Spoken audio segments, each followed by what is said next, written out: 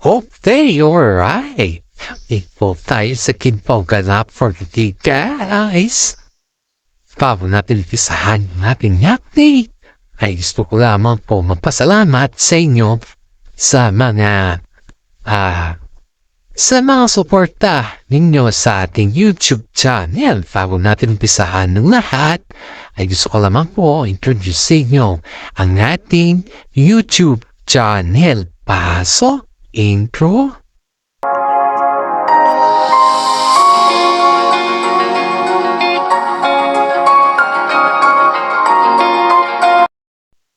Okay, alright. Dito na tayo, guys. About sa King Power for today. Ito ay yung dito sa ating legit na forces ay nominado sila Kim Chu saka si Paolo Avellino sa PMPC 38 Award sa 2025. Sunod-sunod naman po ang pagkanominado ng dalawa dahil sa kanilang kagitingan. Ay dito natin mapatan po na nominado sila sa lahat ng kanilang lalanan. Gaya po nito, guys. Gaya po nito. Si Kim Chu po ay nominado bilang isang Best Female Host of the Year, Best Female Actress of the Year, dahil dun sa din lang, at dahil dun sa Showtime naman din. At higit sa lahat, ang dami na din naging nominado sa kanya. Sila po ni Paolo Avellino. And at the same time po, si Paolo Avellino din, Best Actor of the Year, Best TV Drama Award of the Year, at marami pa pong iba.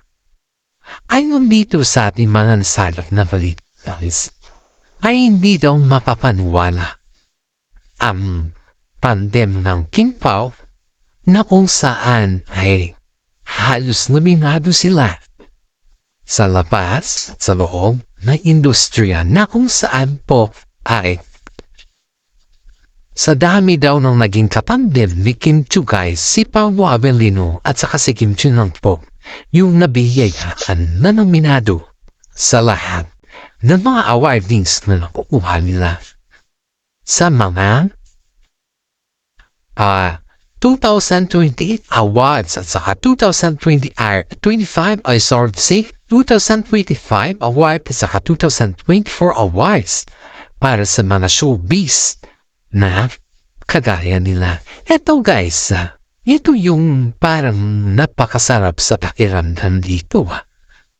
Kasi sila si Ian Lim at saka si, we just comparing pero not compromising, okay? Dito, kila si Ian Lim at saka si Kim Chu noon, di ba katandem naman sila sa Mr. Right? Yun yung kanilang first na movie na nagkatandem sila at sila na that time. Wala ba kayong napapansin?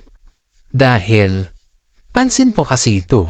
Ako na mismo itong nagsasabi kasi ito kasi yung pansin ko sa lahat ng mga movie nila Kim Chu at saka si Ian Lim. Ay, parang hindi naman sila nominado eh.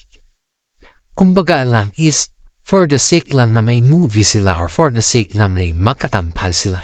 That's the reason why lang. Pero yung about dito, guys, na yung nominado sila, dito mo makikita na yung ang trabaho talaga sa kanila is napaka-professional nila.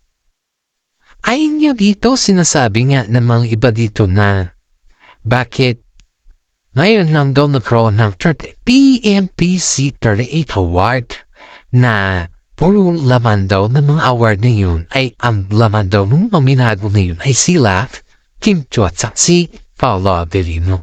Yun ba ay dahil ba sa sikat sila or sa tagal na ng movie na lang bakit ngayon lang sila nagkaroon ng nagka-nominate ng ganon? That is the question behind the sequel ng mga alam mo na mga inggitera dito dahil they keep on asking why ba? Bakit ngayon lang daw nagkaroon or sa tagal na daw ng Vinland?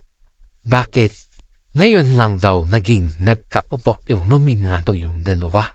Is it that you are asking about the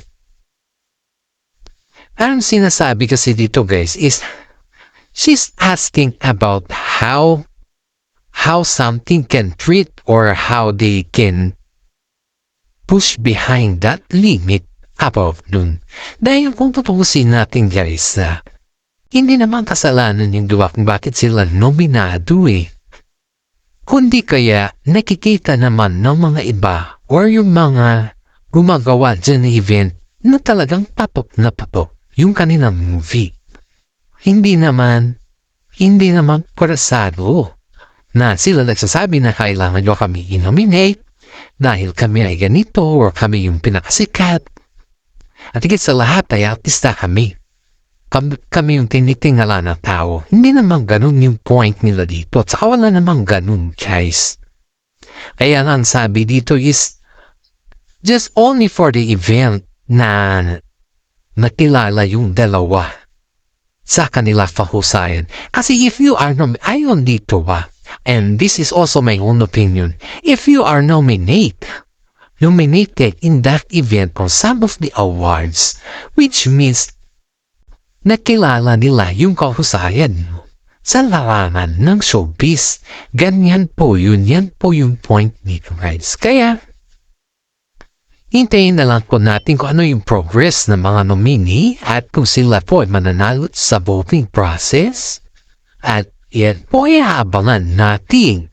Sana naman sa mga tao dito na sumusubaybay din sa kanila at sumusuporta ay pa-shout out po sa mga senior citizen dyan na sobrang mahal na mahal po sila. Dahil sila po yung sa mga dami ng mga viewers ko. Sila po yung na-appreciate ko kasi tinitignan ko yung mga timelines ko ba. Nakikita ko dito kung ilang taon na or sino na yung mga nanonood at salamat na po may mga senior citizen ako dyan na fans at pakishare naman po guys para naman ay makatulong din po kayo sa atin. Eto guys, balik po tayo dito. Sorry, may medyo ubo ng konti kasi gawa ng lamig ng panahon. Eto guys, balik po tayo dito. Sa mga fans po na mga King Chu dyan, Kim Po fans, nananawagan po ako sa inyo dahil para iboto naman ang mga Kim Po at para makuha po nila yung mga awards. Dahil deserve po nila makuha yung mga awards na yun at yun po ay talagang deserving sila sa isa't isa. We get the clues. Kumbaga is we show everything and they show us everything what we deserve also.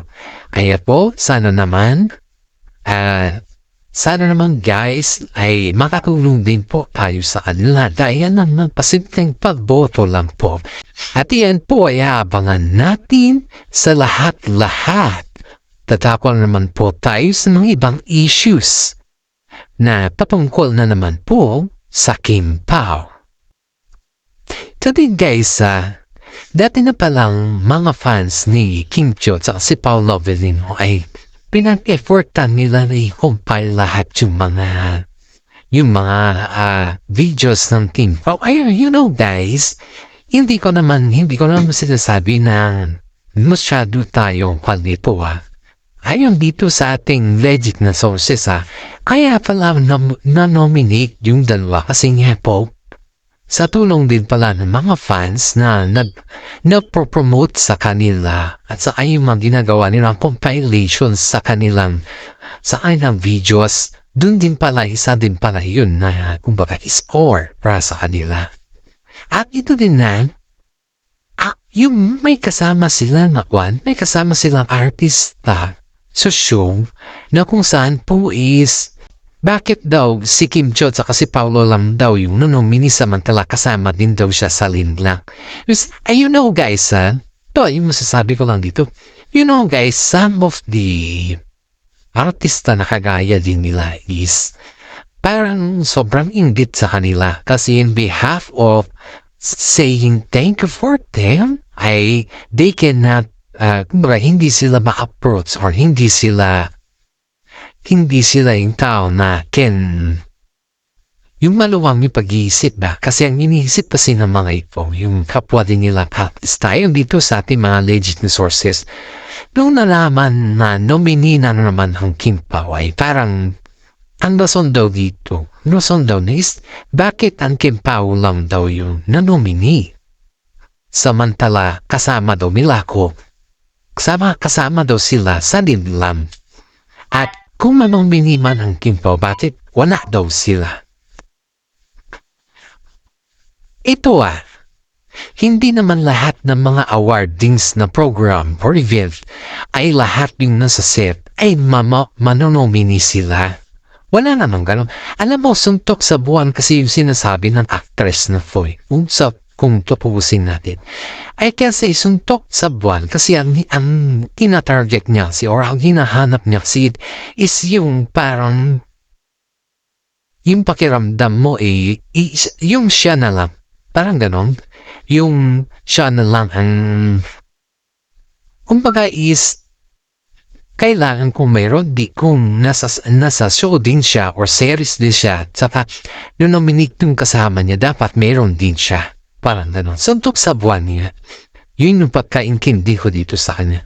Kasi isipin nyo guys na bakit kung manomini man yung kasama mo, ibig sabihin, nakitaan sila ng mga potensyal at saka siguro ikaw pa kailangan pa mag-practice. Yun yung, di ba? Yun talaga yun yung dahilan na kung bakit bihira lang yung nanonomini sa mga awardings kasi nga, bago ka naman nanomini, manomini pa lang, ay panoorin nila muna yung mga reaksyon ng mga fans dyan kung talaga yung pagbibidahan mo dun ay talagang kakaiba ba or may talent ka nga ba, may potential ka nga ba. Parang ganun kasi yun guys kasi mararamdaman mo sa mga fans kung sino yung talagang best actor of the year dyan. Hindi lang yung best o anong klaseng kanya guys, walang ganun. May itong si actress na ito, sinupalpal din pala itong ng kasama nila Paul Rovelino sa kasi Kim Chu guys. Sabi daw sa kanila, pabutihin mo kasi para manomini ka din na kagaya nila. Huwag yung ganyan. May epal ka na naman. Yan daw yung sabi sa kanila guys. Pero, dahil nga dyan guys na parang lugmok ang tita din yung pinagsabihan daw. Tapos ang sabi, after na po nagsabihan siya guys, alam niyo ba yung kanyang pinagsisiwalat sa Facebook niya, sa Instagram niya? Buwa na naman siya ng cryptic post.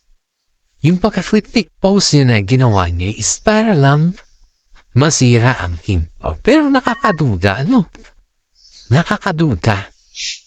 Kasi ang daming mga netizen po ang magsasabi na paminsan-minsan yung mga galawan na ganyan is nakakaduda talaga. Is it that one is very rare? May reliable. May kumbaga isabi nga dito sa mga vlog natin na baka nagkamali daw yung legit na sources natin kasi iba-iba daw yung vlog natin ba hindi daw magkaparehas. You know guys, we have our ipa, intindi ko lang sa inyo to Sa mga hindi po nakakaintindi at sa mga nagtatanong bakit ganyan yung mga vlogs ko. You know guys, we have our different content creator na content. May mga content tayo na maganda na kung saan po ay yung mga kaganapan sa kanila. Yung puro lang maganda. Yung wala nang negatibo dun guys. Pero may mga content din tayo na kinukuha din natin yung mga negative sides. Para sa ganon ay magiging papas tayo sa lahat. That's the real point kung bakit some of my contents ay kumukuha ko sa mga negative sides. Kasi nga, halos lahat ng mga positive sa content kasi ng mga iba ay hindi na lumalabas yung mga negatibo at wala na tayong nalalaman, di ba? So sa ating content kasi, yung mga bako ba, akusal ay yung mga baho ng mga artista na hindi pa naman lutang, hindi pa naman nalalaman ng mga iba. Yun po yung sa akin nito guys. Yun yung mga kilo-content ko paminsan-minsan. To let audience, sa mga audience natin dyan, to let them know na hindi lahat ay magaganda. May mga time din na sila din po ay may mga baho. Kaya yung sinasabi nila bakit daw wala daw picture, bakit daw walang ganito. Of course guys, baho nga yan eh. Hindi nga pwedeng ilabas sana yan. Pero sa atin kasi gusto ko lang mas ipatas lang tayo. Kasi nga po, pag patas naman tayo, ay marami din na nanonood dyan. At saka maging honest lang tayo. Okay na po, sapat na po. Pero sa mga nasasabi na o ganito, ganyan, mga kasinungalingan, huwag po kayong manood. I encourage you na huwag kayong manood kung ang mga comment naman ninyo is for fake news, for ganito, ganyan. Huwag nyo na lang mong panoorin. That's my real score sa mga buzzers natin dyan. Wala naman sa pilitan nito guys sa panoorin ninyo ako eh. Yung mga gusto lang po, manood sa akin hindi po yung mga buzzers dyan na kung ano-ano lang yung sinasabi. Kaya sa mga fans natin dyan na nanonood sa atin magpapasalamat po ako sa inyo kasi nagbigay po kayo ng puno sa atin guys.